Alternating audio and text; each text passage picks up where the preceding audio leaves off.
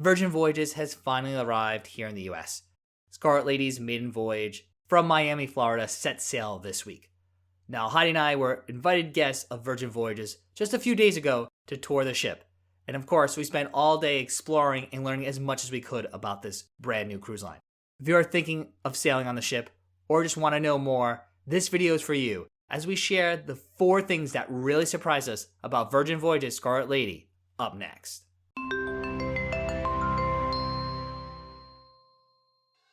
Hey everyone, I'm DB from Eat, Sleep, Cruise. Before we dive into the review, if you have any questions at all about Virgin Voyages, make sure to leave them in the comment section below and we'll be sure to answer them. Now, all along, we expected Virgin Voyages to be quite different. The company has purposely positioned itself to appeal to a clientele that may not typically cruise. So of course, as individuals who love to cruise and have been on over 37 cruises, we were skeptical that Virgin Voyages would appeal to us. Now, one of the first things that really surprised us about Virgin Voyages was the food. Happily, the food was much better than we expected. Now, Virgin Voyages offers 20 different eateries. One of the most attractive features of this new cruise line is that all the dining is included. In fact, there's no main dining room. Instead, cruisers can select from a variety of themed restaurants. During our day aboard, we were able to eat dinner on the ship. With several choices, our group opted for the Korean BBQ restaurant Gunbae. This is the perfect venue to dine with a group of friends. Gunbae offers authentically cooked Korean dishes in a lively and fun atmosphere. Given our party size, we had a table all to ourselves. This enabled us to sample essentially everything on the menu. While quite an impressive feat, we tasted a variety of Asian side dishes, starters, and entrees during our 90-minute feast. Not to mention, we played a Korean drinking game complete with soju. Some of the favorites included the crispy chicken appetizer, the grilled shrimp and squid, the fried rice, and the short rib. Even the soft serve dessert came with its own twist. Along with black sesame and shike flavors, there's a small topping bar of caramel, granola, and mini marshmallows. Definitely not your standard cruise food. Now, there are several other restaurants as well on board Scarlet Lady. Of course, we couldn't dine at them all during this visit, so we can't wait to check out the other dining venues on a future sailing. Now, there is ongoing controversy on whether Virgin Voyages really has a buffet. The galley does offer a variety of casual fare, but in a more food court-like setting, rather than a typical cruise ship buffet. The offerings seem fresher and somewhat unique. Further, the staff do serve all food to guests. So we are eager to try out several of the stations, like the breakfast all day, diner, and burger bar, to see if the galley is really a step above the typical cruise ship buffet. We were really impressed with the other restaurants, as they are smaller with a more intimate and unique decor. We also like that many of the restaurants had a bar featuring signature cocktails, so you can grab a pre-dinner drink or an after-dinner drink from these restaurant lounges.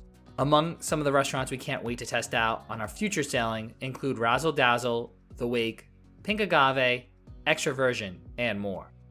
Now, all along, we knew the entertainment would be different on Virgin Voyages. The cruise line has been clear that its nightlife and theater shows would not resemble anything else found at sea.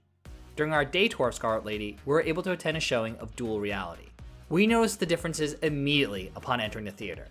The Red Room, Virgin Voyages main theater, is a small, intimate venue. Offering 3 different orientations, the setup for this show is a central entertainment space with seats on either side. You can almost imagine a high school gymnasium with seats on either side of a court. According to the crew, this setup holds about 430 guests. Now, this seems quite small given that the ship can hold up to 2,700 guests at full capacity. When it comes to the show, I must admit it was better than I expected.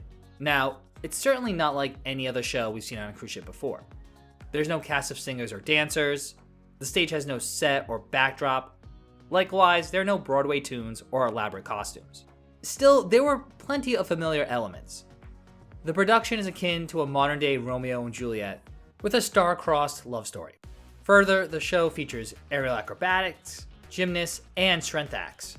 The performers were extremely athletic, and the show was certainly well choreographed and engaging. I walked out of the show impressed by this cosmopolitan-inspired show. This leaves us both wondering if the other shows on Scarlet Lady can measure up to this performance. Along with several complimentary restaurants, Virgin Voyages features several other amenities and a layout that is rather atypical for a cruise ship. We have certainly all heard of some of these features, like Squid Ink, the ship's tattoo parlor. While this is not our style, reports indicate that it's a quite popular venue. Then there's Virgin Vinyl, the onboard record shop, but honestly, this is a very small space right next to a bar. so it didn't appear to offer many selections, and it didn't take up any valuable real estate. There are several distinct workout areas as well. This includes separate fitness spaces for cardio equipment and strength equipment, a cycle room, and an outdoor athletic club with a boxing ring, yoga space, and more. While these features may appeal to some, we aren't sure they add much value for the more traditional cruisers like us. For a brand new ship, another thing that surprised us about Virgin Voyages was the overall design of the public spaces. Like older vessels, there are several instances where you need to walk through one venue to get to another. Heading forward on Deck 6, you can only get to the theater from the starboard side, going through the casino. The Red Room offers most of its seating on Deck 6, which is accessed through a narrow entryway. At times, the inside layout felt a bit maze-like. For instance, you need to walk through the social club to get to the loose cannon bar. To access the pizza parlor, you first need to walk through the ice cream shop. Granted, it was a rather whirlwind day for us, so we are interested to see if this non-traditional ship layout is more manageable during a 4 or 5 day sailing. Now on a positive note, there are plenty of signs, color-coded elevators, and friendly crew to point you in the right direction if you do get lost. Decks 15 through 17 are the open-air deck spaces on Scarlet Lady. Surprisingly, these outdoor decks felt narrow and lacked that open pool deck feel that you get on most cruise ships. It'll be very interesting to see how these outdoor spaces function on Bahamas and Mexican cruises. The main pool is on Deck 15 midship. Like others have already pointed out, the pool is small for a ship of this size. However, that might not matter on an adults-only cruise ship, though the deck itself felt a bit cramped to us, not allowing much walking space. Of course, the real test will be a sea day during an upcoming voyage.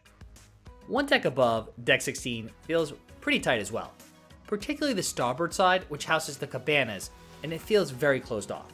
This means cruisers walk down a walled-off corridor with actually steel on both sides of you. Equally difficult to traverse is the portside athletic club. With outdoor fitness equipment for circuit training, a boxing ring, and various swings, it is a unique sports deck. However, these amenities make the walkways very narrow. Finally, Deck 17 aft contains a running track, which feels a tad small as well. Admittedly, we usually sail on mega ships that cater to families and relaxed travelers, so perhaps these outdoor spaces will function just fine for Virgin Voyages sailors. We do have plans to sail on Scarlet Lady, hopefully later this month. Thus, we hope to gain a better sense of how the ship's public spaces, both indoors and outdoors, function during a real sailing. And there you have it. Those were the things that really surprised us about Virgin Voyages Scarlet Lady. But of course, we'd love to hear from you. Do you have plans to sail on this ship? Have you done one of the sailings in the UK? Let us know your reaction to this brand new ship in the comment section below. I'm DB from Eat, Sleep, Cruise, and if you enjoyed this video, you can check out several other videos we have regarding Virgin Voyages, as well as some of our more recent cruise reviews and cruise tips since sailing has resumed here in the US. If you don't know where to start, we recommend our top picks for the best cruise ships of 2021. You can also reach out to us all over social media at Eat, Sleep, Cruise with your questions or just to say hi. We'd love to hear from you.